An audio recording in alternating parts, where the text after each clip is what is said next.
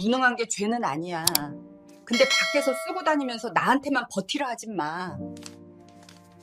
저는 체면 때문에 43년을 참았어요. 자식들 앞에서 가정이 깨졌다는 말이 제일 무서웠거든요. 그런데 그날 카드 정지 화면과 영수증이 식탁에 쌓였고 남편은 위로가 아니라 금액부터 꺼냈습니다. 더 이상한 건 남편 폰에서 본 서류 사진 한 장이었어요. 제 서명처럼 보이는 칸이 있었는데 저는 서명한 적이 없었거든요. 저는 3일 안에 결정해야 했습니다. 2,300만 원을 내줄지 아니면 끝까지 버틸지. 오늘 제 이야기를 끝까지 들어주시면 그날 제가 왜 적금을 해지할 수밖에 없었는지, 이혼 뒤에 어떻게 제 삶을 다시 정리했는지까지 차근히 확인하실 수 있을 거예요. 그리고 어느 지역에서 시청하고 계신지 댓글 한 번씩만 남겨주세요. 여러분의 이야기도 듣고 싶습니다. 그럼 지금부터 자식 반대 속에서도 이혼을 선택한 66세 여자의 이야기를 있는 그대로 들려드릴게요. 본문에 앞서 구독과 좋아요는 저희에게 큰 힘이 됩니다. 저는 정민경이고 올해 66이에요. 결혼한 건 23이었고 그러니까 43년을 같은 사람과 살았어요. 그 시간이 길다고 느껴진 적은 별로 없었어요. 그냥 흘러갔거든요. 아침에 일어나고 밥하고 애들 키우고 남편 뒷바라지하고 그렇게 하루하루가 지나갔어요. 특별한 날도 없었고 특별히 힘든 날도 없었어요. 그저 평범하게 조용하게 살았어요. 남편은 무능하진 않았어요. 그냥 평범했어요. 월급쟁이로 정년까지 다녔고 퇴직금도 받았고 애들 대학까지 보냈어요. 큰 빚도 없었고 큰 사고도 없었어요. 그런데 어느 순간부터 남편이 돈을 쓰는 방식이 달라졌어요. 퇴직하고 나서부터였던 것 같아요. 모임이 많아졌고 나가는 날이 많아졌고 통장에서 빠져나가는 돈이 조금씩 늘어났어요. 저는 크게 신경 쓰지 않았어요.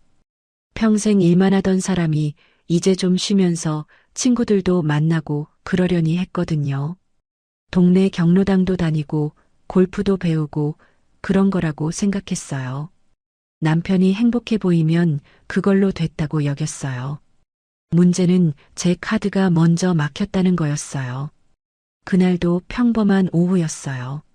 마트에 가서 장을 봤어요. 두부, 파, 고등어, 사과, 계란. 늘 사던 것들이었어요. 계산대에서 카드를 내밀었는데 결제가 안 됐어요. 직원이 다른 카드 있냐고 물었고 저는 당황해서 현금을 꺼냈어요. 지갑에 5만 원권 2장이 있었어요. 계산하고 나와서도 한참 그 자리에 서 있었어요. 왜 안 됐을까 생각하면서요. 집에 돌아와서 카드사 앱을 열어봤어요. 한도 초과라고 떴어요. 이상했어요. 제가 쓴 건 식비랑 생필품, 병원비 정도였거든요. 한 달에 많아야 70만 원? 그런데 한도가 찼다는 게 이해가 안 갔어요. 사용 내역을 하나하나 확인했어요. 제가 쓴 것도 있었지만 모르는 가맹점도 많았어요. 음식점 이름들, 골프장, 백화점. 남편이 쓴 거였어요. 그날 저녁 저는 남편한테 조용히 물었어요. 카드 한도가 왜 찼는지. 남편은 잠깐 멈칫하더니 이번 달 모임비가 좀 많이 나갔다고 했어요. 동기 모임이랑 골프 회비, 친목 회비까지 겹쳤다고요. 다음 달엔 괜찮을 거라고 했어요. 미안하다는 말도 했어요. 저는 더 묻지 않았어요. 그냥 그러려니 했어요. 근데 다음 달에도 똑같았어요. 약국에서 영양제를 사려다 카드가 막혔어요. 그 다음 달엔 동네 슈퍼에서요. 저는 점점 현금만 들고 다니게 됐어요. 카드를 내밀었다가 거절당하는 게 창피했거든요. 남편한테 또 물어봤어요. 언제까지 이렇게 살 거냐고. 남편은 또 이번 달만이라고 했어요. 정리하고 있다고 했어요. 저는 지쳤어요. 더 싸우기도 싫었고 따지기도 싫었어요. 그러다 석 달쯤 지났을 때 큰애한테 전화가 왔어요. 오전 11시쯤이었어요. 저는 베란다에서 빨래를 널고 있었어요. 큰애 목소리가 평소랑 달랐어요. 엄마, 가족회의 좀 하자고 했어요. 무슨 일이냐고 물었더니 그냥 다 같이 모여서 얘기 좀 하자고 했어요. 언제 하냐고 물으니까 이번 주 토요일 저녁이라고 했어요. 밥 먹으러 나올 필요 없고 집에서 하자고 했어요. 저는 전화를 끊고 한참 서 있었어요. 빨래 집게를 손에 쥔 채로요. 가족회의. 우리 집에서 그런 단어를 쓴 적이 없었어요. 뭔가 정해놓고 부르는 느낌이었어요. 저는 남편이 애들한테 뭔가 말했구나 싶었어요. 토요일이 됐어요. 오후 6시쯤 애들이 다 모였어요. 큰애, 작은애, 며느리, 사위까지요. 저는 과일이라도 깎아줄까 했는데 큰애가 그냥 앉으라고 했어요. 남편도 소파에 앉았어요. 저는 남편 옆이 아니라 혼자 앉는 의자에 앉았어요. 분위기가 무거웠어요. 텔레비전도 꺼져 있었고 시계 소리만 들렸어요. 큰애가 먼저 말을 꺼냈어요. 엄마, 아빠, 요즘 돈 문제로 많이 싸우시죠? 저는 아무 말도 안 했어요. 남편도 가만히 있었어요. 작은애가 이어서 말했어요. 엄마가 이혼 얘기까지 하신다면서요? 저는 깜짝 놀랐어요. 누가 그랬냐고 물으려다가 입을 다물었어요. 남편 쪽을 봤더니 남편이 고개를 숙이고 있었어요. 남편이 먼저 얘기했구나 싶었어요. 큰애가 다시 말했어요. 엄마, 지금 이혼하면 체면 못 살아요. 동네에서 뭐라고 하겠어요. 저희도 창피하고요. 그 말을 듣는 순간 제 머릿속이 하얘졌어요. 체면. 제가 43년 동안 붙들고 있던 그 단어가 애들 입에서 나왔어요. 제가 참아온 이유도 그거였고 지금 애들이 저를 막는 이유도 그거였어요. 며느리가 끼어들었어요. 어머니, 아버지도 힘드신 거 아시잖아요. 퇴직하시고 할 일도 없으시고 그냥 이해해 주시면 안 될까요? 저는 며느리를 봤어요. 결혼한 지 8년 됐는데 오늘따라 낯설어 보였어요. 큰애가 가방에서 뭔가를 꺼냈어요. 서류 뭉치였어요. 영수증이었어요. 카드 영수증, 통장 내역서, 출력물이 우수수 쏟아졌어요. 식탁 위에 펼쳐진 종이들을 보니까 금액이 적혀 있었어요. 30만 원, 80만 원, 120만 원. 다 남편이 쓴 거였어요. 모임비, 회비, 정산, 그런 명목들이었어요. 저는 그걸 보면서도 아무 말을 못했어요. 큰애가 이걸 정리해봤다고 했어요. 석 달 동안 나간 돈이 430만 원이라고 했어요. 한 달에 평균 140만 원씩이라고 했어요. 근데 그 말투가 저를 나무라는 게 아니라 그냥 사실을 알려주는 것처럼 들렸어요. 마치 이 정도면 참을 만하지 않냐는 뉘앙스였어요. 제 폰에서 진동이 울렸어요. 문자였어요. 카드 결제 실패 알림이었어요. 또 막혔다는 뜻이었어요. 저는 폰을 식탁에 내려놓았어요. 화면이 켜진 채로요. 불빛이 환했어요. 남편이 그제야 입을 열었어요. 미안하다고, 이번 달만 좀 어려웠다고, 다음 달부터는 정리하겠다고 했어요. 제가 들은 말이었어요. 지난 석 달 동안 매달 들은 말이었어요. 저는 남편을 쳐다봤어요. 오랜만에 남편 얼굴을 제대로 본 것 같았어요. 주름이 많이 늘었더라고요. 머리도 많이 빠졌고요. 안경 너머로 보이는 눈은 초점이 없었어요. 그런데 눈빛은 여전히 제 눈을 피했어요. 저는 천천히 말했어요. 무능한 게 죄는 아니야. 근데 밖에서 쓰고 다니면서 나한테만 버티라 하지 마. 목소리가 떨리지 않았어요. 오히려 평소보다 낮고 차분했어요. 제 목소리가 제 목소리 같지 않았어요. 남편은 고개를 숙였어요. 애들은 말이 없었어요. 거실이 조용해졌어요. 시계 초침 소리만 똑딱똑딱 들렸어요. 작은 애가 엄마 그렇게까지 말씀하실 거 있어요. 라고 했어요.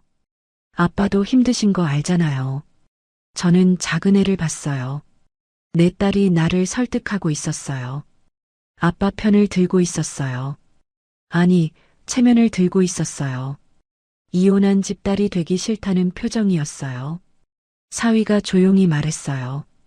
어머니, 저희가 보기엔 아버지가 그렇게 큰 잘못을 하신 것 같지 않아요. 친구들 만나시고 취미 생활 하시는 정도잖아요. 저는 사위를 봤어요. 결혼한 지 5년 됐는데 처음으로 밉다는 생각이 들었어요. 회의는 그렇게 끝났어요. 결론 없이 남편은 조심하겠다고 했고 애들은 엄마가 좀 참아달라고 했고 저는 아무 대답도 안 했어요. 다들 돌아갔어요. 현관문이 닫히는 소리가 4번 났어요. 큰애 가족, 작은애 가족. 그리고 집이 조용해졌어요. 저는 식탁을 정리했어요. 영수증을 한 장 한 장 모았어요. 버리지 않았어요. 투명 파일에 끼워서 서랍에 넣어뒀어요. 날짜 순으로 정리했어요. 왜 그랬는지는 잘 모르겠어요. 그냥 이게 필요할 것 같았거든요. 설거지를 했어요. 컵 4개, 접시 8개. 애들이 먹다 남긴 과일 조각들을 버렸어요. 싱크대를 닦고 행주를 빨았어요. 가스레인지도 닦았어요. 부엌불을 끄니까 집이 어두워졌어요. 거실 불만 켜져 있었어요. 그날 밤 저는 잠이 안 왔어요. 남편은 먼저 잤어요. 코 고는 소리가 들렸어요. 규칙적인 소리였어요. 저는 폰으로 통장 앱을 열었어요. 공동 계좌를 확인했어요. 잔액은 78만 원이었어요. 제 개인 통장도 열어봤어요.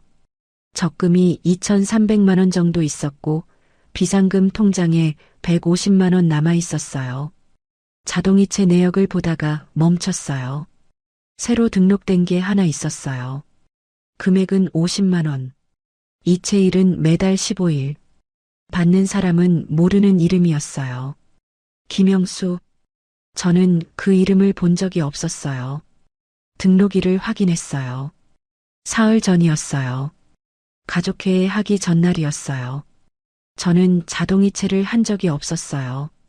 아침이 밝았지만 저는 어젯밤 본 화면이 계속 머릿속에 남아 있었어요. 50만 원짜리 자동이체. 제가 등록한 적 없는 이름. 김영수. 저는 남편이 나가기 전에 물어볼까 하다가 참았어요. 일단 더 확인해 보기로 했어요. 물어봐도 이번 달만이라는 대답만 돌아올 게 뻔했거든요. 남편이 모임 나간다고 현관문을 나섰어요. 9시쯤이었어요. 저는 그 소리를 듣고 바로 컴퓨터를 켰어요. 먼지가 좀 쌓여 있었어요.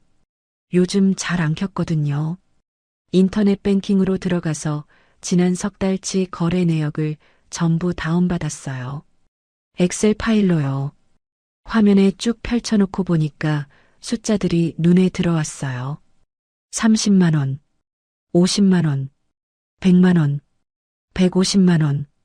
같은 날짜에 여러 건씩 빠져나간 적도 있었어요.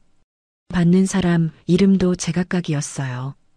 회비, 정산, 생활비, 그런 메모가 달려 있었어요. 저는 그걸 하나하나 캡처했어요. 스크린샷을 찍어서 새 폴더를 만들었어요. 폴더 이름은 거래 내역이라고 지었어요. 날짜별로 파일명을 정리했어요. 카드 사용 내역도 똑같이 했어요. 카드사 앱에 들어가서 최근 6개월치를 전부 확인했어요. 음식점, 카페, 골프장, 백화점. 금액이 큰 건 대부분 남편 명의 카드였어요. 85만 원짜리 골프장 이용료, 120만 원짜리 백화점 결제, 45만 원짜리 한정식집. 제 카드는 마트랑 병원, 약국 정도였어요. 많아야 5만 원, 8만 원 그 정도였어요. 저는 그것도 다 캡처했어요. 파일이 점점 늘어났어요. 10개, 20개, 30개. 저는 USB에 백업까지 했어요.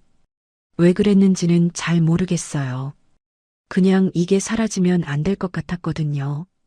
증거처럼요. 뭘 증명하려는 건지도 모르면서요. 그냥 나중에 필요할 것 같았어요. 점심때가 됐어요. 저는 밥을 안 먹었어요. 배가 안 고팠거든요. 물만 한 컵 마셨어요. 컴퓨터 화면을 보다가 계산기를 켰어요. 석 달 동안 빠져나간 돈을 다 더해봤어요. 제가 쓴 건 빼고 남편 명의로 나간 것만요. 430만 원이었어요. 큰애가 말한 것과 똑같았어요. 한 달에 평균 143만 원씩이었어요. 남편 국민연금이 한 달에 110만 원, 퇴직금 이자가 한 달에 90만 원 정도였으니까 합치면 200만 원이었어요. 거기서 143만 원이 모임비로 나갔어요. 남는 건 57만 원이었어요. 집 전세 관리비가 25만 원, 통신비가 8만 원, 보험료가 15만 원이었어요. 계산해 보니까 남는 게 거의 없었어요. 그 무렵부터 집안 공기가 달라졌어요. 남편은 저를 피했고 저도 남편을 피했어요. 말을 안 하니까 더 답답했는데 말을 하면 더 꼬일 것 같았어요. 아침밥은 차려줬지만 같이 먹지 않았어요. 남편이 먼저 먹고 나가거나 제가 먼저 먹고 설거지를 했어요. 저녁도 마찬가지였어요. 텔레비전 소리도 줄었어요.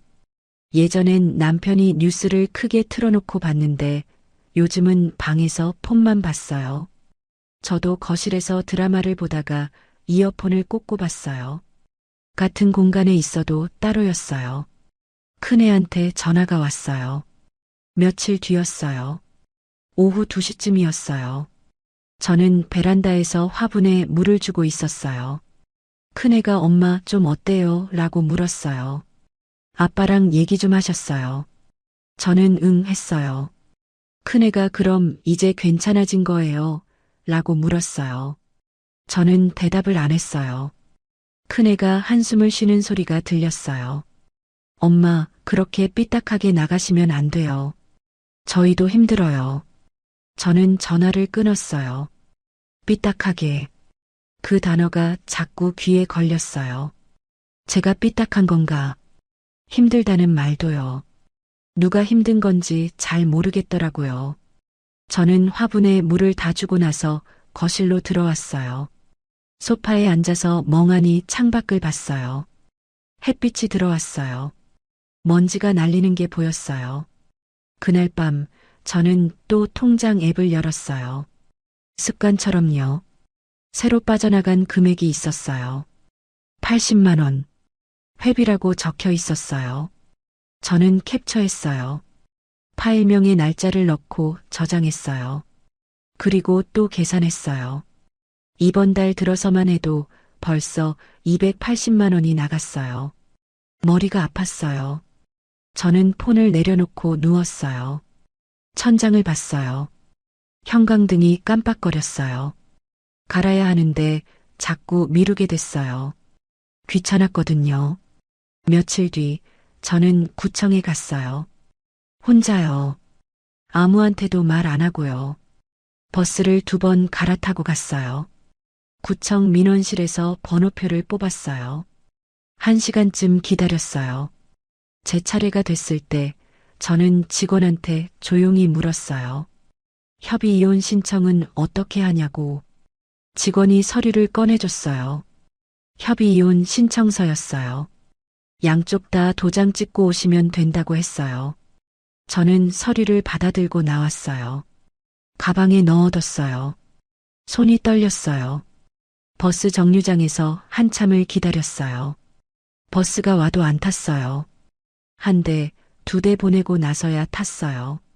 집에 돌아오니까 남편이 없었어요. 또 모임 나갔나 봐요. 저는 서류를 꺼내서 펼쳐봤어요. 빈칸이 많았어요.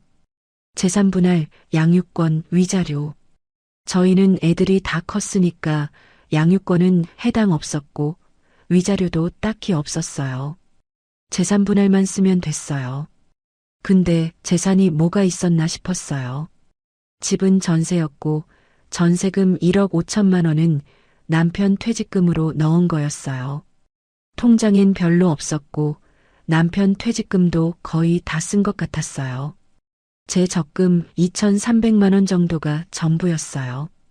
저는 서류를 다시 가방에 넣었어요. 아직 도장은 안 찍었어요. 그냥 갖고 있기만 했어요. 그날 저녁 남편이 들어왔어요. 8시쯤이었어요. 저는 밥을 차려놨어요. 된장찌개, 김치, 시금치나물, 계란말이. 남편이 앉아서 밥을 먹었어요. 저는 설거지를 하면서 뒤에서 지켜봤어요. 남편이 반찬 투정을 하지 않았어요. 예전엔 짜다 싱겁다 그랬는데 요즘은 그냥 먹었어요. 말이 없었어요. 저도 말이 없었어요. 서류 받아왔다는 말도 안 했어요. 그냥 하루가 지나갔어요. 설거지를 끝내고 싱크대를 닦고 행주를 빨았어요. 거실 불을 끄고 방으로 들어갔어요. 다음 날 작은 애한테서 문자가 왔어요. 아침 10시쯤이었어요. 엄마 아빠가 요즘 많이 힘들어 하신대요. 엄마가 너무 차갑게 대하신다고. 저는 답장 안 했어요. 뭐라고 쓸지 몰랐거든요. 문자를 지우지도 않았어요. 그냥 두었어요. 그날 오후 큰애한테도 전화가 왔어요. 엄마, 아빠랑 좀 잘 지내세요. 이혼은 생각도 하지 마시고요. 주변에서 뭐라고 하겠어요. 저는 응 했어요. 큰애가 진짜 약속하시는 거예요? 라고 물었어요. 저는 또 응 했어요. 큰애가 그럼 믿을게요. 라고 하고 전화를 끊었어요. 저는 전화를 끊고 나서 한참을 가만히 앉아 있었어요. 소파에 그대로요. 창밖을 봤어요. 날씨가 흐렸어요. 비가 올 것 같았어요. 애들은 제 편이 아니었어요. 남편 편도 아니었어요. 그냥 체면 편이었어요. 이혼 안 한 집 자식으로 남고 싶은 거였어요. 저는 그날부터 더 조용해졌어요. 남편한테 말을 안 했고 애들한테도 전화를 잘 안 받았어요. 혼자 있는 시간이 많아졌어요. 낮에는 텔레비전을 보거나 청소를 했어요. 베란다 창문을 닫고 화장실 타일을 닦고 옷장을 정리했어요. 저녁엔 밥을 차리고 혼자 먹고 설거지하고 잤어요. 일주일쯤 그렇게 지냈어요. 말없이요. 남편도 저한테 말을 안 걸었어요. 서로 유령처럼 지냈어요. 아침에 스쳐 지나가고 저녁에 스쳐 지나가고 그러던 어느 날 폰에 문자가 하나 왔어요. 밤 11시쯤이었어요. 남편 폰에서 온 거였어요. 사진이었어요. 서류 사진이었어요. 어떤 양식이었는데 제 서명처럼 보이는 칸이 있었어요. 필체가 비슷했어요. 그 아래 문자가 하나 더 왔어요. 도장 찍을 거면 내가 책임져. 저는 그 문자를 보고 한참을 멍하니 있었어요. 저는 그 문자를 보고 한참을 멍하니 있었어요. 서류 사진. 제 서명처럼 보이는 칸. 도장 찍을 거면 내가 책임져. 무슨 뜻인지 정확히는 몰랐지만 기분이 이상했어요. 협박 같기도 하고 경고 같기도 했어요. 그런데 제일 이상한 건 제가 그 서명을 한 기억이 없다는 거였어요. 저는 남편이 들어올 때까지 기다렸어요. 거실 불을 켜놓고 소파에 앉아 있었어요. 시계를 봤어요. 11시 반. 남편은 보통 이 시간엔 들어왔어요. 12시가 됐어요. 12시 반이 됐어요. 1시가 됐어요. 남편이 안 들어왔어요. 저는 졸음이 왔지만 참았어요. 폰을 다시 봤어요. 서류 사진을 확대해서 봤어요. 위쪽에 회사 로고 같은 게 있었어요. 행복금융 컨설팅. 그 밑에 계약서라고 적혀 있었어요. 그리고 제 이름과 서명란이 있었어요. 서명란은 비어 있었는데 옆에 제 필체처럼 보이는 글씨로 정민경이라고 쓰여 있었어요. 1시 반쯤 현관문이 열리는 소리가 났어요. 남편이 들어왔어요. 저를 보더니 깜짝 놀라는 표정을 지었어요. 왜 안 자냐고 물었어요. 저는 폰을 들어 보였어요. 이게 뭐냐고 물었어요. 남편이 잠깐 쳐다보더니 아무것도 아니라고 했어요. 그냥 모임에서 정리하는 거라고. 무슨 모임이냐고 물으니까 침묵해라고 했어요. 저는 내 서명은 왜 있냐고 물었어요. 남편이 그건 나중에 얘기하자고 했어요. 피곤하다고 했어요. 저는 더 묻지 않았어요. 대신 가방에서 협의이혼 신청서를 꺼냈어요. 식탁에 펼쳐놓았어요. 남편이 그걸 보더니 표정이 굳었어요. 뭐냐고 물었어요. 저는 말했어요. 이거 같이 작성하자. 남편이 고개를 저었어요. 안 한다고. 저는 그럼 혼자 한다고 했어요. 남편이 갑자기 소리를 질렀어요. 혼자 어떻게 해? 양쪽 도장 다 있어야 되는데. 목소리가 컸어요. 저는 놀라지 않았어요. 그냥 가만히 서 있었어요. 남편이 한숨을 쉬더니 방으로 들어갔어요. 문을 닫았어요. 쿵 소리가 났어요. 저는 서류를 다시 가방에 넣었어요. 거실 불을 끄고 제 방으로 들어갔어요. 요즘 저는 따로 잤거든요. 그날 밤 저는 잠을 못 잤어요. 남편도 안 잤어요. 방에서 폰 하는 소리가 들렸거든요. 밤새 불빛이 새어나왔어요. 새벽 2시쯤 됐을 때 남편 폰에서 전화 오는 소리가 났어요. 남편이 복도로 나가서 통화했어요. 목소리가 작았지만 급한 건 알 수 있었어요. 알았어. 처리할게. 그런 말들이 들렸어요. 다음 날 아침 남편이 먼저 말을 걸었어요. 우리 진짜 이혼할 거야. 저는 대답 안 했어요. 밥을 차려놓고 있었거든요. 남편이 또 물었어요. 진심이야. 저는 그냥 설거지를 했어요. 남편이 한숨을 쉬더니 나갔어요. 아침 8시였어요. 그날 오후 저는 인터넷을 뒤지다가 광고 하나를 봤어요. 우연히요. 정리수납 도와드립니다. 이사 정리, 집 정리, 옷장 정리. 시간당 25,000원. 연락처가 적혀 있었어요. 저는 그냥 넘기려다가 다시 봤어요. 시간당 25,000원. 하루 8시간 하면 20만 원이었어요. 한 달이면 600만 원이었어요. 저는 번호를 눌렀어요. 전화가 연결됐어요. 여자 목소리가 들렸어요. 여보세요. 저는 정리수납 맞냐고 물었어요. 맞다고 했어요. 저는 일을 배울 수 있냐고 물었어요. 상대가 잠깐 조용하더니 직접 오라고 했어요. 주소를 알려줬어요. 내일 오전 10시예요. 다음 날 저는 그 주소로 갔어요. 버스를 타고 40분쯤 갔어요. 아파트였어요. 30평대쯤 돼 보였어요. 초인종을 눌렀더니 문이 열렸어요.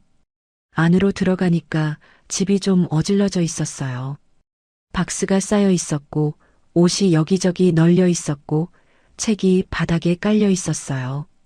여자가 나왔어요. 50대 초반쯤 돼 보였어요. 단발머리에 안경을 쓰고 있었어요. 저를 보더니 처음 하시는 거냐고 물었어요. 저는 그렇다고 했어요.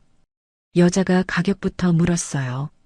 시간당 얼마 생각하시는지. 저는 당황했어요. 위로받으러 온 줄 알았는데 가격부터 묻더라고요.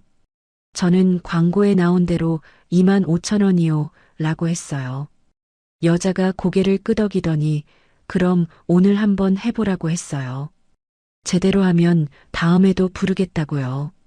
정기적으로 일 줄 수도 있다고요. 저는 가방을 내려놓고 일을 시작했어요. 박스를 정리하고 옷을 분류하고 서랍을 비우고 다시 채웠어요. 여자가 중간중간 체크했어요. 이건 버리는 거, 이건 남기는 거, 이건 기부하는 거. 저는 메모를 했어요. 분류 기준을 적었어요. 사진도 찍었어요. 전과 후를요. 여자가 그러라고 했거든요. 6시간이 지났어요. 오후 4시가 됐어요. 집이 정리됐어요. 박스는 다 정리됐고, 옷은 옷장에 들어갔고, 책은 책장에 꽂혔어요. 바닥이 보였어요. 여자가 만족스러워했어요. 현금을 꺼내서 저한테 줬어요. 15만 원이었어요. 시간당 2만 5천 원에 6시간이었어요. 저는 그걸 받아들고 나왔어요. 손에 쥔 돈이 진짜 같지 않았어요. 무거웠어요. 버스 정류장에서 한참을 서 있었어요. 손을 펼쳐서 돈을 봤어요. 10,000원권 15장이었어요. 집에 돌아오니까 남편이 없었어요. 저는 받은 돈을 제 통장에 넣었어요. ATM 기계 앞에서 입금하는데 손이 떨렸어요. 15만 원. 제가 번 첫 돈이었어요. 통장 잔액을 확인했어요. 165만 원이 됐어요. 그날 밤 남편이 들어왔어요. 저한테 말을 걸었어요. 우리 좀 얘기하자. 저는 응 했어요. 남편이 소파에 앉았어요. 저도 앉았어요. 식탁을 사이에 두고요. 남편이 말했어요. 연체가 좀 있어. 저는 가만히 들었어요. 남편이 계속 말했어요. 3일 안에 정리 안 하면 문제가 커져. 합의금을 넣어야 해. 목소리가 떨렸어요. 저는 얼마냐고 물었어요. 남편이 잠깐 망설이더니 2,300만 원이라고 했어요. 저는 숨이 멎는 것 같았어요. 2,300만 원. 제 적금 금액이었어요. 정확하게요. 그게 어디서 나온 금액인지 물었어요. 남편이 서류를 꺼냈어요. 합의서였어요. 대행업체 명의로 돼 있었어요. 행복금융 컨설팅. 문자로 본 그 회사였어요. 저는 이게 뭐냐고 물었어요. 남편이 설명을 시작했어요. 모임에서 투자한 게 있는데 그게 문제가 생겼다고. 합의금을 내면 원금은 돌려받을 수 있다고. 3일 안에 안 내면 법적 조치가 들어간다고. 저는 서류를 찬찬히 봤어요. 대행업체 이름, 계좌번호, 기한. 3일 안에 2,300만 원을 입금하라고 적혀 있었어요. 그 아래 작은 글씨로 위임장이라는 단어가 보였어요. 제 이름도 보였어요. 남편이 저를 쳐다봤어요. 적금 해지하면 돼. 저는 고개를 들었어요. 내 적금을 왜 해지해? 남편이 목소리를 높였어요. 지금 그게 중요해. 연체되면 우리 둘 다 문제야. 당신 명의로도 돼 있어. 저는 아무 말도 안 했어요. 당신 명의로도 돼 있어. 그 말이 계속 귀에 맴돌았어요. 제가 서명한 적도 없는데요. 그냥 서류를 내려놓고 방으로 들어갔어요. 남편이 뒤에서 뭐라고 소리쳤지만 듣지 않았어요. 저는 밤새 생각했어요. 2,300만 원. 5년 동안 모은 돈이었어요. 매달 30만 원씩 넣고 이자 붙은 거였어요. 노후 자금이었어요. 남편이 퇴직금 다 쓴 다음에 저한테 남은 건 그것뿐이었어요. 다음 날 아침 저는 결정했어요. 은행에 갔어요. 적금 통장을 들고요. 창구 직원이 해지하시냐고 물었어요. 저는 고개를 끄덕였어요. 직원이 서류를 줬어요. 저는 서명했어요. 도장도 찍었어요. 손이 떨렸어요. 돈이 나왔어요. 2,300만 원. 10,000원권 뭉치였어요. 저는 그걸 가방에 넣고 집으로 돌아왔어요. 남편이 기다리고 있었어요. 가방을 보더니 눈빛이 달라졌어요.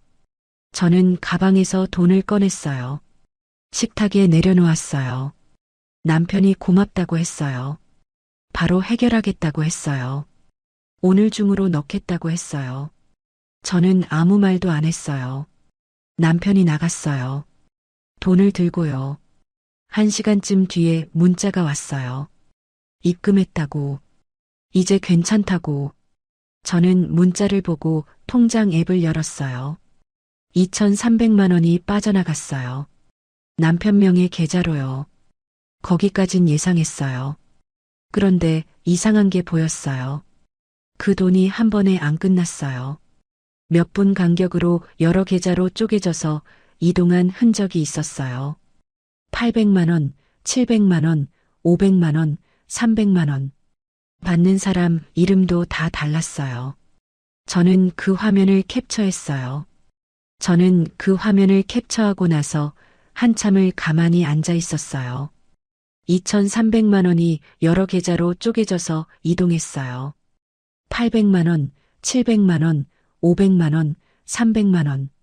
받는 사람 이름도 다 달랐어요. 김영수, 박민호, 이상철, 정혜진. 저는 그 이름들을 하나하나 메모했어요. 손으로요. 노트에 적었어요. 펜을 쥔 손이 떨렸어요. 글씨가 삐뚤빼뚤했어요. 밤이 깊었어요. 시계를 봤더니 새벽 2시였어요. 남편은 방에서 코를 골고 있었어요. 저는 노트를 덮고 서랍에 넣었어요. 깊숙이요. 제일 안쪽에요. 다음 날 아침 저는 일찍 일어났어요. 6시쯤이었어요. 남편보다 먼저 일어났어요. 세수를 하고 옷을 입고 가방을 챙겼어요. 현관문을 나섰어요. 남편이 자는 소리가 들렸어요. 버스를 2번 갈아타고 구청에 갔어요. 아침 9시에 문을 열었어요. 저는 민원실 앞에서 기다렸어요. 의자에 앉아서요. 사람들이 하나둘 들어왔어요. 저도 번호표를 뽑았어요. 제 차례가 됐을 때 저는 가방에서 서류를 꺼냈어요. 협의이혼 신청서였어요. 지난번에 받아온 거였어요. 빈칸을 채웠어요. 제 이름, 주민등록번호, 주소, 재산분할란에는 없음이라고 적었어요. 제 도장을 찍었어요. 남편 도장란은 비워뒀어요. 직원이 물었어요. 배우자분 도장은 어떻게 하실 건가요? 저는 말했어요. 혼자 진행하고 싶어요. 직원이 그럼 재판 이혼을 하셔야 한다고 했어요. 협의 이혼은 양쪽 동의가 있어야 한다고요. 저는 알고 있다고 했어요. 일단 제 의사부터 남기고 싶다고 했어요. 직원이 서류를 받아갔어요. 접수증을 줬어요. 저는 그걸 받아들고 구청을 나왔어요. 햇빛이 눈부셨어요. 하늘이 맑았어요. 저는 한참을 그 자리에 서 있었어요. 접수증을 봤어요. 제 이름이 적혀 있었어요. 정민경, 이혼 신청인. 집에 돌아오니까 남편이 소파에 앉아 있었어요. 텔레비전을 보고 있었어요. 뉴스였어요. 저를 보더니 어디 갔다 왔냐고 물었어요. 저는 대답 안 했어요. 가방을 내려놓고 부엌으로 갔어요. 물을 한 잔 마셨어요. 목이 말랐거든요. 남편이 따라왔어요. 어디 갔다 왔냐고 또 물었어요. 저는 컵을 내려놓고 말했어요. 구청? 남편 얼굴이 굳었어요. 뭐하러요? 저는 말했어요. 이혼 신청. 남편이 소리를 질렀어요. 미쳤어요. 진짜 할 거예요. 저는 가만히 서 있었어요. 남편이 계속 소리쳤어요. 돈은 받았잖아요. 문제 다 해결됐잖아요. 왜 이래요? 목소리가 컸어요. 저는 놀라지 않았어요. 저는 조용히 말했어요. 당신 명의로 돼 있다고 했잖아요. 내 서명도 있다고 했잖아요. 근데 나는 서명한 적 없어요. 남편이 말을 멈췄어요. 저는 계속 말했어요. 2,300만 원이 당신 계좌로 갔다가 여러 계좌로 쪼개졌어요. 그게 합의금이에요? 아니면 다른 거예요? 남편이 아무 말도 안 했어요. 그냥 방으로 들어갔어요. 문을 닫았어요. 쿵 소리가 났어요. 저는 부엌에 그대로 서 있었어요. 싱크대를 잡고요. 한참을요. 그날 저녁 큰애한테 전화가 왔어요. 8시쯤이었어요. 저는 설거지를 하고 있었어요. 폰이 울렸어요. 큰애였어요. 받았어요. 엄마, 진짜 이혼 신청했어요. 목소리가 차가웠어요. 저는 응 했어요. 큰애가 한숨을 쉬었어요. 엄마가 일을 키우시네요. 아빠가 얼마나 힘들어 하시는데요. 저는 아무 말도 안 했어요. 큰애가 계속 말했어요.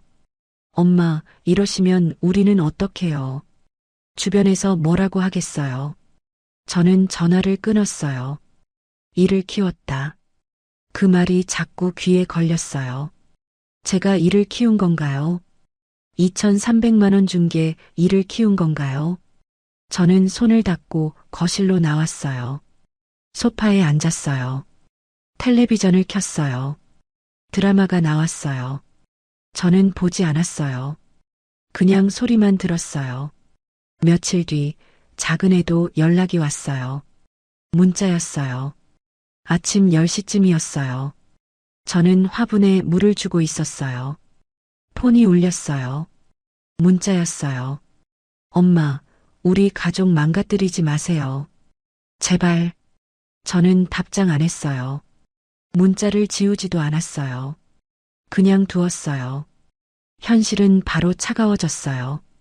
제 카드 한도가 더 떨어졌어요. 50만 원에서 30만 원으로요. 은행에서 문자가 왔어요. 한도 조정 안내였어요. 연체 문자도 왔어요. 통신비 연체, 보험료 연체. 저는 제 통장에서 돈을 빼서 넣었어요. 현금 인출기 앞에서요.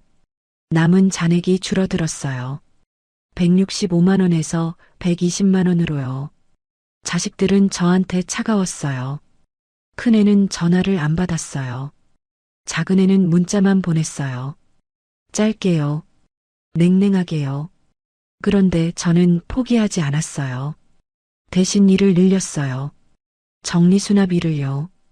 첫 번째 고객한테 전화가 왔어요. 사흘 뒤였어요. 오후 2시쯤이었어요. 저는 빨래를 개고 있었어요. 폰이 울렸어요. 받았어요. 다음 주에 또 와줄 수 있냐고 물었어요. 이번엔 친구 집도 같이 해줄 수 있냐고 했어요. 2집이라고 했어요. 저는 그러겠다고 했어요. 날짜를 잡았어요. 다음 주 월요일하고 화요일이요. 일주일 뒤 저는 그 집에 갔어요. 버스를 타고요. 40분쯤 걸렸어요. 첫 번째 집은 30평대 아파트였어요. 이사 준비 중이었어요. 박스가 쌓여 있었고 짐이 어질러져 있었어요. 저는 6시간 일했어요. 박스를 분류하고 라벨을 붙이고 버릴 물건을 정리했어요. 고객이 만족했어요. 15만 원을 받았어요. 다음 날은 두 번째 집이었어요. 친구 집이라고 했던 곳이요. 25평 아파트였어요. 옷장 정리였어요. 옷이 많았어요. 저는 계절별로 분류했어요. 색깔별로도 정리했어요. 5시간 걸렸어요. 12만 5천 원을 받았어요. 이틀 일하고 27만 5천 원을 벌었어요. 저는 그 돈을 제 통장에 넣었어요. 현금 인출기 앞에서요. 잔액이 늘었어요. 120만 원에서 147만 5천 원으로요. 그 다음 주엔 새 고객이 생겼어요. 인터넷 카페에 제 연락처를 올렸거든요. 정리수납 도와드립니다. 시간당 2만 5천 원. 전후 사진 제공. 3명이 연락을 했어요. 저는 날짜를 잡았어요. 월요일, 수요일, 금요일. 일주일에 3번이요. 월요일엔 이사 정리였어요. 화요일엔 창고 정리였어요. 금요일엔 옷장 정리였어요. 한 건에 평균 15만 원 정도 받았으니까 3건에 45만 원이었어요. 일주일 만에요. 일이 생기기 시작했어요. 한 달에 10건 정도요. 많을 땐 15건도 됐어요.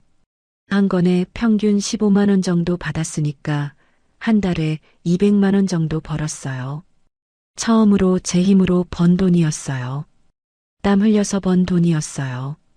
그 무렵 저는 합의금 대행업체를 검색해 봤어요. 행복금융 컨설팅, 인터넷에 쳐봤는데 나오는 게 별로 없었어요. 회사 홈페이지도 없었고, 블로그도 없었고, 뉴스 기사도 없었어요. 이상했어요. 사업자 등록번호를 찾아봤어요. 국세청 홈택스에 들어가서요. 공동인증서로 로그인했어요. 사업자 조회를 했어요. 행복금융 컨설팅을 검색했어요. 사업자가 나왔어요. 근데 이상했어요. 주소가 서울 어느 구 어느 동까지만 나왔고 상세 주소가 없었어요. 대표자 이름은 김영수였어요. 아까 계좌이체에서 본 그 이름이었어요. 개업일자는 작년 3월이었어요. 업종은 금융 컨설팅이었어요.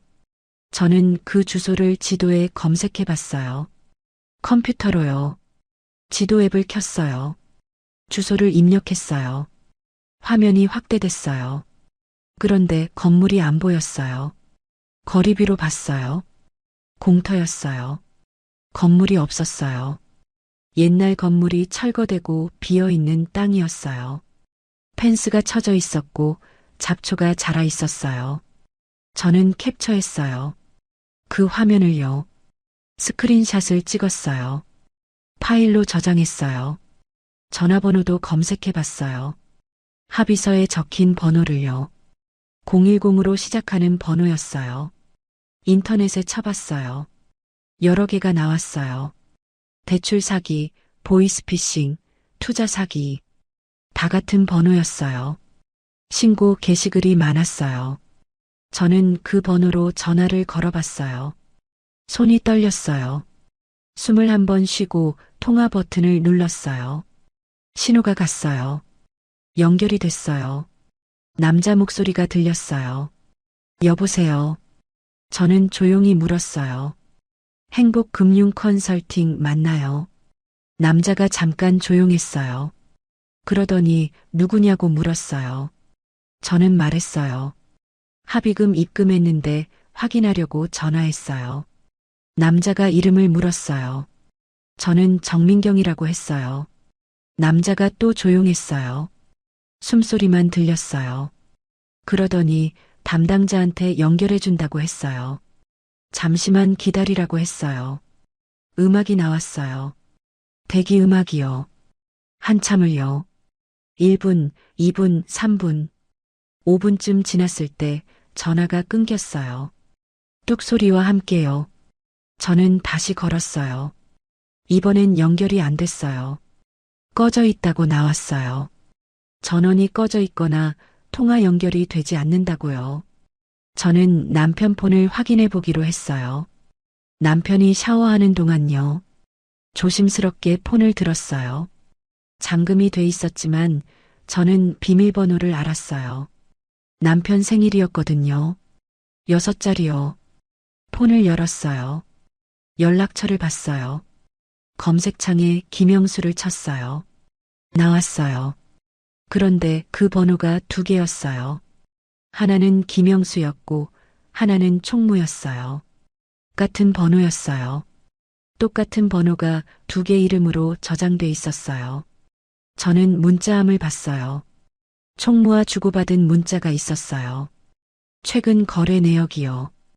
입금 확인이요. 다음 일정이요. 그런 내용들이었어요. 이번 주 금요일 오후 3시라는 문자도 있었어요. 장소는 어느 카페였어요. 저는 캡처했어요. 제 폰으로 사진을 찍었어요. 화면을요. 여러 장 찍었어요. 조심스럽게요. 소리나지 않게요. 샤워 소리가 멈췄어요. 저는 급하게 폰을 제자리에 놓았어요. 부엌으로 갔어요. 설거지를 하는 척 했어요. 남편이 나왔어요. 저는 뒤돌아보지 않았어요. 그냥 그릇을 닦았어요. 그날 밤 저는 캡처한 사진들을 정리했어요. 사업자 정보요.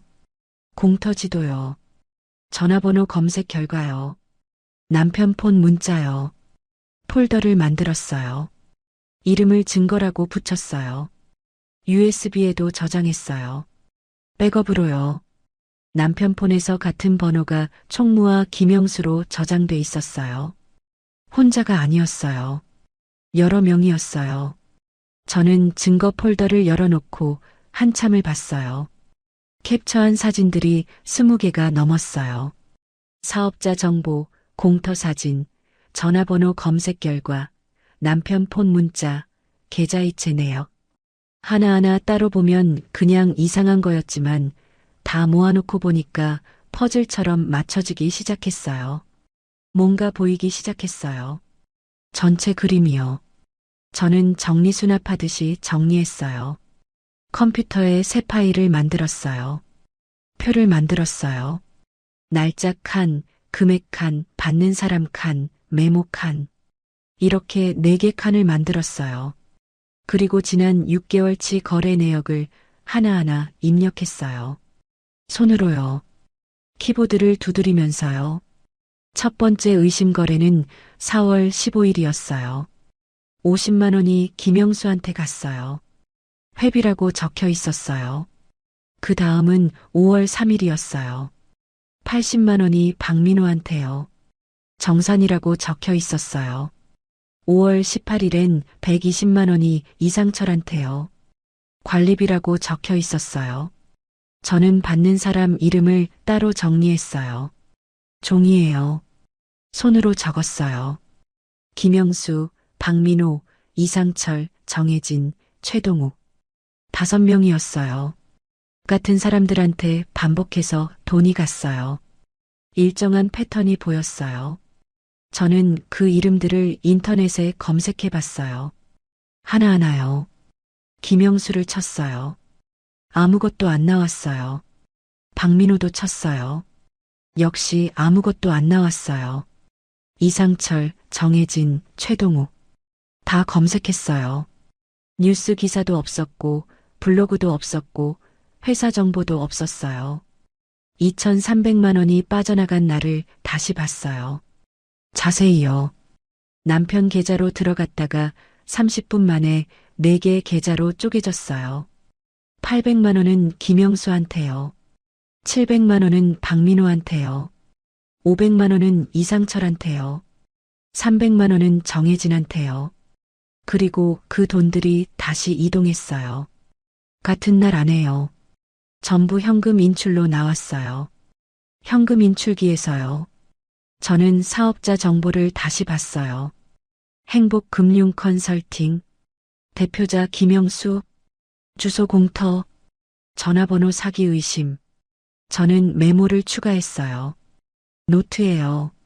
실체 없는 업체라고 적었어요. 자동이체 내역도 다시 확인했어요. 제가 등록한 적 없는 50만 원짜리 자동이체요. 받는 사람 김영수. 이체일 매달 15일. 저는 은행에 전화했어요. 고객센터로요. 자동이체 등록일과 등록 경로를 물어봤어요. 직원이 확인해 줬어요. 잠시만 기다려달라고 했어요. 1분쯤 지나서 답변이 왔어요. 인터넷 뱅킹으로 등록됐다고요. 등록 IP 주소도 알려줬어요. 숫자 4 덩어리요. 제 IP가 아니었어요. 저는 그 IP를 검색해 봤어요. 인터넷에요. IP 추적 사이트에 넣어봤어요. 결과가 나왔어요. PC방이었어요. 집 근처 PC방이었어요. 남편이 가끔 가는 곳이었어요. 커피 마시러 간다고 했던 곳이요. 저는 정리표에 탭을 하나 더 만들었어요. 이름을 증거 정리라고 붙였어요. 그리고 항목을 나눴어요. 하나씩 적었어요. 첫 번째는 거래 내역 퍼즐이었어요. 2,300만 원이 분산 계좌로 이동한 뒤 현금화된 흐름을 적었어요. 날짜, 시간, 금액, 받는 사람을 전부 적었어요. 두 번째는 실체 없는 업체였어요. 사업자 주소가 공터라는 것, 전화번호가 사기 의심 번호라는 것을 적었어요. 세 번째는 자동이체 명목 위장이었어요. 관리비나 정산으로 숨긴 결제처들을 정리했어요. 네 번째는 공범 흔적이었어요. 총무라는 이름의 김영수 계좌가 중간에 끼어 있다는 것을 적었어요. 다섯 번째는 무단 등록이었어요. PC방 IP로 등록된 자동이체라는 것을 적었어요. 저는 그 파일을 USB에 저장했어요. 그리고 출력도 했어요. 집 프린터로요. 10장 정도 나왔어요. 종이가 쌓였어요. 저는 투명 파일에 끼웠어요. 구멍 뚫린 파일철에 넣었어요. 다음 날 저는 큰애를 불렀어요. 전화로요. 오전 10시쯤이었어요. 큰애가 받았어요. 목소리가 차가웠어요. 왜요? 저는 할 얘기가 있다고 했어요. 만나자고 했어요. 큰애가 뭔데? 라고 물었어요. 저는 직접 보여줄 거라고 했어요. 전화로는 설명 못한다고 했어요.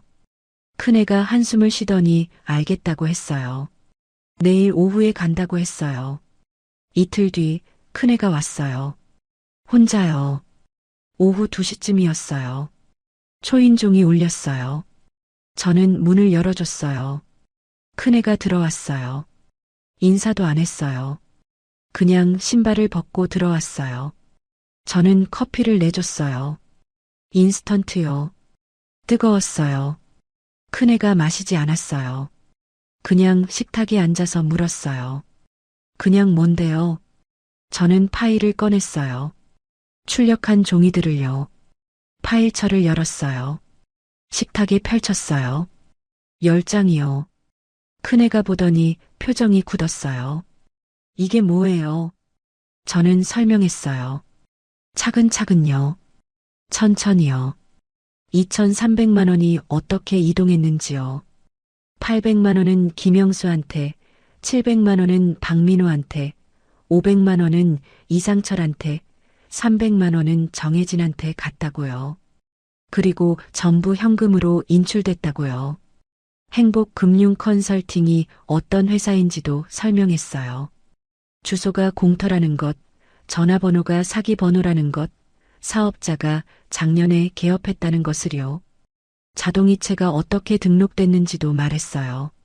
제가 한 게 아니라는 것, PC방 IP로 등록됐다는 것, 아빠가 가는 PC방이라는 것을요. 총무라는 이름이 아빠 폰에 어떻게 저장돼 있는지도 보여줬어요. 사진으로요. 제 폰에 저장한 사진을요. 큰애가 말을 잃었어요. 한참을 종이만 봤어요. 손으로 만졌어요. 글자를 읽었어요.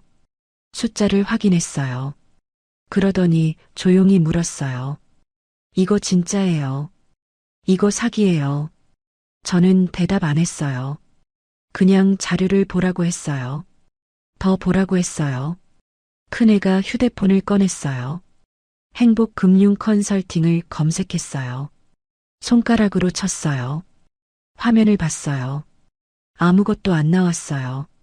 사업자 주소를 지도에 쳤어요. 확대했어요. 공터가 나왔어요. 전화번호도 검색했어요. 사기 신고 게시글이 나왔어요. 큰애 얼굴이 하얘졌어요. 입술이 파랗게 질렸어요. 엄마하고 불렀어요. 목소리가 떨렸어요. 우리가요. 말을 못 이었어요. 저는 큰애를 봤어요. 기다렸어요. 큰애가 말을 이었어요. 우리가 막았던 게요. 엄마였네요. 눈물이 났어요. 큰애 눈에서요. 저는 아무 말도 안 했어요. 큰애가 종이를 다시 봤어요. 손이 떨렸어요. 미안해요, 엄마. 우리가요. 몰랐어요. 진짜 몰랐어요. 목이 메었어요. 저는 큰애 등을 토닥여줬어요. 괜찮다고 했어요. 이제 알았으니까 괜찮다고요. 작은애도 불렀어요. 다음 날이요. 똑같이 자료를 보여줬어요. 작은애도 말을 잃었어요. 종이를 보고 폰을 보고 또 종이를 봤어요. 그러더니 물었어요. 아빠한테 물어봐야 되는 거 아니에요. 저는 물어봤다고 했어요. 답이 없었다고요. 오히려 화를 냈다고요. 작은애가 종이를 쥐고 한참을 앉아 있었어요. 그러더니 조용히 말했어요. 엄마, 신고해야 되는 거 아니에요. 경찰한테요. 저는 고개를 저었어요. 일단 지켜보겠다고 했어요. 아빠가 뭐라고 하는지요. 어떻게 나오는지요. 한편 저는 일을 계속 늘렸어요. 정리수납 의뢰가 있건 상건 이어지더니 어느 날 전화가 왔어요. 아파트 단지 관리사무소에서였어요. 오후 4시쯤이었어요. 빈집 정리 일을 맡아줄 수 있냐고 물었어요. 한 달에 2번이라고 했어요. 정기로요. 저는 그러겠다고 했어요. 조건을 물었어요. 한 번에 50만 원이라고 했어요. 한 달이면 100만 원이었어요. 계약서를 쓰자고 했어요. 정식으로요. 저는 좋다고 했어요. 언제 쓰냐고 물으니까 이번 주 금요일에 오라고 했어요. 금요일에 관리사무소에 갔어요. 소장님이 계약서를 내밀었어요. 기간이 적혀 있었어요. 1년이었어요. 금액도 적혀 있었어요. 한 회 50만 원, 월 2회, 총 100만 원이었어요. 업무 내용도 적혀 있었어요. 빈집 청소, 정리, 폐기물 처리였어요. 저는 도장을 찍었어요. 제 이름으로요. 소장님이 사업자 등록증이 있냐고 물었어요. 저는 없다고 했어요. 만들어야 한다고 했어요. 세무서에 가서요. 다음 날 저는 세무서에 갔어요. 민원실에서 번호표를 뽑았어요. 기다렸어요. 제 차례가 됐을 때 개인 사업자 등록을 하고 싶다고 했어요. 직원이 서류를 줬어요. 신청서였어요. 상호를 적었어요. 정민경 정리수납이라고요. 업종을 적었어요. 청소 및 정리 서비스라고요. 주소를 적었어요. 제 집 주소로요. 도장을 찍었어요. 일주일 뒤 사업자 등록증이 나왔어요. 우편으로요. 저는 그걸 들고 관리사무소에 갔어요. 제출했어요. 이제 정식이었어요. 첫 정산을 받았어요. 50만 원이요. 통장에 들어왔어요. 사업자 통장을 새로 만들었거든요. 개인 통장이랑 분리했어요. 은행에서요. 저는 그 잔액을 보면서 울컥했어요. 숨이 막혔어요. 눈물이 났어요. 작은 사무실 정리 의뢰도 들어왔어요. 한 달 뒤였어요. 월 2회라고 했어요. 한 번에 30만 원이었어요. 이것도 계약서를 썼어요. 정식으로요. 저는 이제 한 달에 고정으로 260만 원이 들어왔어요. 단발 의뢰까지 합치면 400만 원 정도였어요. 통장이 쌓이기 시작했어요. 생활비 통장, 고정비 통장, 비상금 통장. 3개로 나눴어요. 들어온 돈을 용도별로 분리했어요. 정리수납하듯이요. 생활비는 150만 원, 고정비는 100만 원, 나머지는 비상금으로요. 그러던 어느 날 고객한테 전화가 왔어요. 낯선 목소리였어요. 남자였어요. 오후 5시쯤이었어요. 정민경 씨 맞냐고 물었어요. 저는 맞다고 했어요. 남자가 말했어요. 정리수납 예약 취소하고 싶다고요. 왜냐고 물으니까 남편분이 연락했다고 했어요. 아내가 사기를 친다고요. 돈을 받고 일을 안 한다고요. 저는 숨이 멎는 것 같았어요. 손이 떨렸어요. 그날 전화가 3통 더 왔어요. 다 취소였어요. 이유는 똑같았어요. 남편이 연락했다고요. 사기꾼이라고 했다고요. 저는 남편을 기다렸어요. 남편이 들어왔을 때 8시쯤이었어요. 저는 물었어요. 왜 내 고객한테 전화했어요? 남편이 모른다고 했어요. 거짓말이었어요. 눈빛을 보면 알았어요. 저는 결정했어요. 번호를 바꿨어요. 다음 날이요. 휴대폰 대리점에 가서요. 업무용 폰을 따로 샀어요. 새 번호로요. 2,300만 원 잃고 남은 돈으로요. 기존 고객들한테 문자를 돌렸어요. 하나하나요. 번호가 바뀌었다고요. 앞으로 이 번호로 연락하라고요. 20명한테 보냈어요. 남편은 새 번호를 몰랐어요. 저는 알려주지 않았어요. 번호를 바꾸고 나서 일이 안정됐어요. 고객들이 다시 연락을 했고 취소됐던 예약도 복구됐어요. 저는 업무용 폰과 개인 폰을 완전히 분리했어요. 업무용 폰은 집에 두지 않았어요. 가방에 넣어 다녔어요. 항상요. 한 달이 지났어요. 통장 잔액을 확인했어요. 사업자 통장에 380만 원이 들어왔어요. 고정계약 260만 원이요. 단발 의뢰 120만 원이요. 저는 그걸 세 통장으로 나눴어요. 생활비 통장에 150만 원을 넣었어요. 고정비 통장에 100만 원을 넣었어요. 비상금 통장에 130만 원을 넣었어요. 규칙을 만들었어요. 선입금 없으면 일 시작 안 함. 계약서 없으면 장기 계약 안 함. 일 끝나면 바로 정산. 전후 사진은 무조건 찍음.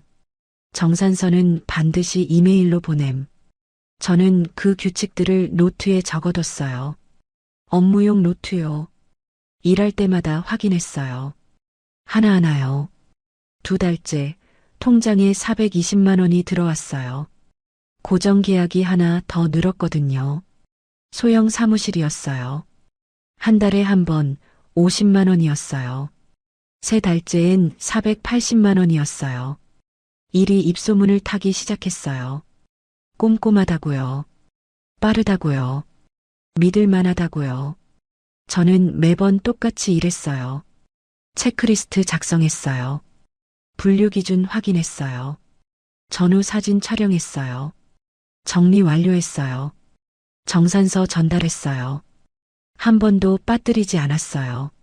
남편은 더 이상 제 일을 방해하지 못했어요. 번호를 모르니까요. 저는 집에서 일 얘기를 안 했어요. 남편도 묻지 않았어요. 우리는 점점 남처럼 지냈어요. 아침에 스쳐 지나가고요. 저녁에 스쳐 지나가고요. 어느 날 큰애가 전화했어요. 밤 9시쯤이었어요. 엄마 아빠가 집 나가셨대요. 저는 언제냐고 물었어요. 어제라고 했어요. 어디 갔는지 아냐고 물으니까 모른다고 했어요. 전화도 안 받으신다고요. 찾아야 되는 거 아니냐고요. 저는 집을 확인했어요. 남편 방으로 갔어요. 옷장을 열었어요. 남편 짐이 없었어요. 옷 몇 벌이요. 세면도구요. 면도기요. 그게 다 사라졌어요. 쪽지도 없었어요. 그냥 나간 거였어요. 말없이요. 저는 큰애한테 전화했어요.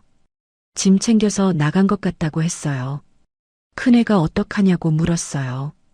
저는 모르겠다고 했어요. 찾아볼 생각 없다고요. 일주일이 지났어요. 남편한테서 연락이 없었어요. 저는 생활했어요. 평소처럼요. 일하고 밥 먹고 청소하고 잤어요. 집이 조용했어요. 이상하게 편했어요. 열흘쯤 됐을 때 작은 애한테 전화가 왔어요. 아빠가 연락하셨대요. 친구 집에 있다고요. 당분간 나가 있겠다고요. 생활비는 못 준다고요.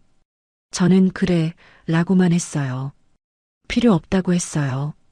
그 무렵 저는 정리를 했어요. 제 인생을요.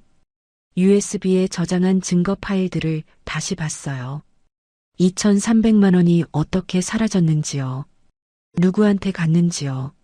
어떤 명목이었는지요. 다 정리돼 있었어요. 날짜별로요. 금액별로요. 경찰서에 갈까 생각했어요. 고소장을 쓸까도 생각했어요. 근데 안 했어요. 왜냐면 제가 도장을 찍었거든요. 2,300만 원을 해지할 때요. 남편이 속였다고 해도 제가 동의한 거였어요. 법적으로는요. 증명하기 어려웠어요. 저는 깨달았어요. 가해자만 나쁜 게 아니라는 걸요. 제 약점은 체면이었어요. 43년 동안 붙들고 있던 체면이요. 그 체면이 저를 참게 했고요. 결국 2,300만 원을 허용했어요. 제가 선택한 거였어요. 억지로 빼앗긴 게 아니라요. 제가 내준 거였어요. 그 사실이 제일 아팠어요. 남편이 나쁜 것보다요. 제가 약했던 게 더 아팠어요. 석 달이 지났어요. 남편은 안 돌아왔어요. 저는 혼자 살았어요. 이혼 서류는 아직 진행 중이었어요. 남편 도장이 없어서 법원 조정을 신청했어요. 시간이 좀 걸린다고 했어요. 6개월쯤요. 저는 기다렸어요. 급하지 않았거든요. 일은 계속됐고요. 통장은 계속 쌓였어요. 한 달에 500만 원 정도 벌게 됐어요. 고정계약이 더 늘었거든요. 개인집, 사무실, 상가. 다양했어요. 어느 날 밤 저는 장부를 정리했어요. 수입이요. 지출이요. 저축이요. 세 항목으로 나눠서요. 노트에 적었어요. 손으로요. 이번 달 수입은 520만 원이었어요. 고정계약 300만 원이요. 단발 의뢰 220만 원이요. 지출은 280만 원이었어요. 월세 120만 원이요. 식비 80만 원이요. 통신비 10만 원이요. 교통비 20만 원이요. 기타 50만 원이요. 저축은 240만 원이었어요. 통장 잔액을 확인했어요. 비상금 통장에 950만 원이 쌓여 있었어요. 석 달 만에요. 1000만 원이 코앞이었어요. 저는 그 숫자를 보면서 울지 않았어요. 그냥 담담했어요. 이게 제 돈이구나 싶었어요. 제 힘으로 번 돈이요. 성공은 대박이 아니었어요. 흐름이었어요. 매달 들어오는 돈이요. 매달 나가는 돈이요. 매달 쌓이는 돈이요. 그게 흐름이었어요. 안정이었어요. 저는 창밖을 봤어요. 밤이었어요. 가로등 불빛이 보였어요. 차가 지나갔어요. 사람들이 걸어갔어요. 세상은 계속 돌아갔어요. 저는 장부를 덮고 조용히 말했어요. 완전히 달라진 건 돈이 아니라 내 선을 지킨 거였어. 다음 날 저는 큰애한테 문자를 보냈어요. 짧게요. 오전 10시쯤이요. 체면 말고 이제는 내 생활을 지킬 거야. 전송 버튼을 눌렀어요. 큰애한테서 답장이 왔어요. 10분 뒤요. 알겠어요, 엄마. 응원할게요. 저는 그 문자를 보고 폰을 내려놓았어요. 부엌으로 갔어요. 아침밥을 차렸어요. 혼자 먹을 밥이었어요. 된장찌개를 끓였어요. 김치를 꺼냈어요. 계란말이를 부쳤어요. 밥을 담았어요. 저는 밥을 먹었어요. 천천히요. 꼭꼭 씹었어요. 창밖으로 햇빛이 들어왔어요. 새 아침이었어요. 날씨가 좋았어요. 그날도 저는 일을 나갔어요. 가방을 들고요. 업무용 폰을 챙기고요. 현관문을 나섰어요. 열쇠로 잠갔어요. 엘리베이터를 탔어요. 1층 버튼을 눌렀어요. 내려갔어요. 밖으로 나오니까 공기가 차가웠어요. 겨울이 오고 있었어요. 버스 정류장에서 버스를 기다렸어요. 사람들이 많았어요. 출근하는 사람들이요. 학교 가는 학생들이요. 저도 그 사람들 사이에 섞여 있었어요. 일하러 가는 사람으로요. 똑같이요. 버스가 왔어요. 저는 탔어요. 카드를 찍었어요. 삑소리가 났어요. 자리에 앉았어요. 창가 자리였어요. 창밖을 봤어요. 거리가 지나갔어요. 빌딩이요. 가게요. 사람들이요. 저는 그걸 보면서 생각했어요. 66년을 살았는데요. 진짜 제 선택으로 산 건 얼마나 될까요? 43년은 남편을 위해 살았고요. 애들을 위해 살았고요. 체면을 위해 살았어요. 그런데 이제는 달랐어요. 제 선택으로 살았어요. 제 돈으로요. 제 힘으로요. 제 규칙으로요. 완벽하진 않았어요. 여전히 외로웠고요. 가끔 불안했고요. 미래가 확실하진 않았어요. 근데 괜찮았어요. 이게 제 인생이었으니까요. 제가 선택한 인생이요. 고깃집에 도착했어요. 초인종을 눌렀어요. 딩동 소리가 났어요. 문이 열렸어요. 인사를 했어요. 안녕하세요. 안으로 들어갔어요. 가방을 내려놓고요. 장갑을 끼고요. 일을 시작했어요. 정리요. 분류요. 배치요.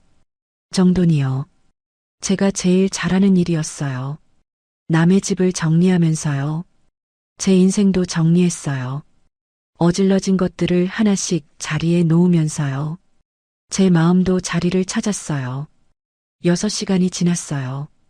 일이 끝났어요. 집이 깨끗해졌어요. 바닥이 보였어요. 고객이 만족했어요. 웃었어요. 정산을 받았어요. 20만 원이었어요. 저는 영수증을 끊어줬어요. 인사하고 나왔어요. 감사합니다. 버스를 타고 집으로 돌아왔어요. 40분쯤 걸렸어요. 현관문을 열고 들어갔어요. 조용했어요. 불을 켰어요. 환해졌어요. 저는 가방을 내려놓고 소파에 앉았어요. 신발을 벗었어요. 발이 아팠어요. 하루 종일 서 있었거든요. 근데 기분은 좋았어요. 뿌듯했어요. 통장 앱을 열어봤어요. 오늘 정산 금액이 들어와 있었어요. 20만 원이요. 잔액이 늘었어요. 저는 앱을 끄고 폰을 내려놓았어요. 부엌으로 갔어요. 냉장고를 열었어요. 재료가 좀 있었어요. 두부가 있었어요. 파가 있었어요. 김치가 있었어요. 저는 저녁을 차렸어요. 간단하게요. 라면에 계란 넣고요. 김치 꺼내고요. 혼자 먹을 밥이었지만요. 정성껏 차렸어요. 밥을 먹었어요. 텔레비전을 켰어요. 뉴스가 나왔어요. 세상 돌아가는 얘기들이었어요. 경제 뉴스요. 정치 뉴스요. 날씨 예보요. 저는 들으면서 먹었어요. 설거지를 했어요. 그릇을 닦았어요. 싱크대를 닦았어요. 행주를 빨았어요. 부엌불을 끄고 거실로 왔어요. 소파에 누웠어요. 천장을 봤어요. 형광등이 환했어요. 저는 눈을 감았어요. 피곤했어요. 근데 편안했어요. 마음이 편했어요. 이게 제 하루였어요. 일하고요. 돈 벌고요. 밥 먹고요. 쉬는 하루요. 특별할 것 없는 하루요. 근데 이게 제가 원하던 하루였어요. 다음 날도요. 그 다음 날도요. 저는 똑같이 살았어요. 일하고요. 돈 벌고요. 통장 쌓고요. 제 선을 지키면서요. 어느 날 작은 애가 물었어요. 엄마, 행복해요. 저는 대답했어요. 글쎄, 행복이 뭔지는 잘 모르겠어.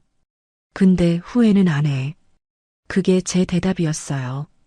66년을 살고요. 43년을 참고요.